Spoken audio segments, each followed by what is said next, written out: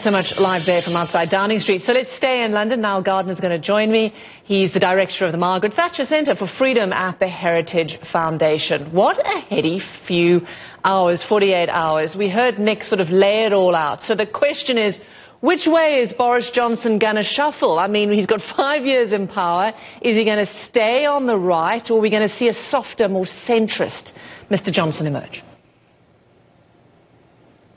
Well, I think that Boris Johnson certainly has a huge mandate from the British people, an 80-seat majority, but I think he's going to govern as a Conservative Prime Minister. He has a huge mandate from Conservative supporters across the country. He's won over a large number of pro-Brexit Labour Party voters who simply want to see Brexit delivered. And I think that Boris Johnson will deliver Brexit, but also he is going to implement a new immigration points-based system. He's going to introduce reforms to the criminal justice system to ensure that terrorists are not freed from prison. But also at the same time, I think he's going to invest strongly in public services. In part, I think he's going to do so through economic growth. And I think that Brexit actually will be tremendous for Britain's economy, and you've seen a soaring stock market today, the pound rising as well. There's a great deal of economic confidence now with a big Conservative majority That all depends on trade deals. I mean, certainly many people might disagree with you there, but let's just talk about Boris Johnson himself. Are we going to see him stick to the right, in many ways play to the outer edges of his party, or is he going to try and bring in a lot of these Labour voters who've flipped for him?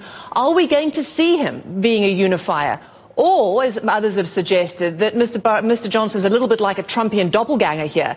Is he going to perhaps then stick with the way he won the election and create more division? What is this prime ministership going to be like? Well, I think Boris Johnson is a uniter, clearly, and I think that was the spirit of his speech today in front of Downing Street. And I think that this election has demonstrated that at its very heart, Britain is a conservative nation. British voters rejected the socialist ideology of Jeremy Corbyn. They also rejected the poisonous anti-Semitism that has seeped into the Labour Party under Corbyn's leadership. And I do believe that Britain is at heart a very conservative nation. And I believe that Boris Johnson will implement conservative policies that are based upon free markets, economic liberty, pro-growth policies, low taxes, but also a strong national defence, the strong projection of British power on the world stage, and above all, through Brexit, the restoration of British sovereignty and self-determination, and the ability of the British people to control their own borders, decide who comes into the country. So I think this will be overall a strongly conservative agenda that the Prime Minister is going to advance. You talk about British borders, but in many hands is this a Pyrrhic victory in many ways, because what about Scotland and the cohesion of the Union after Brexit, which is now inevitable, I would say?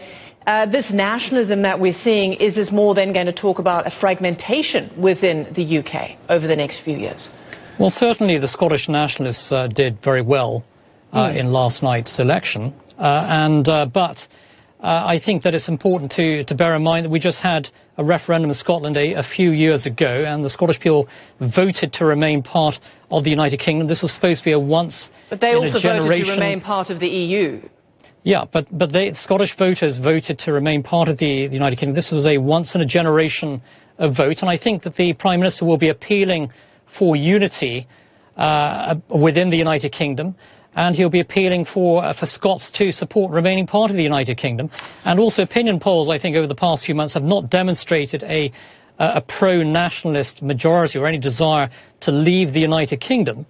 And I would expect to see the Union remaining strong and robust in the Brexit era. And I think the Conservatives will do all they can to keep the Union together.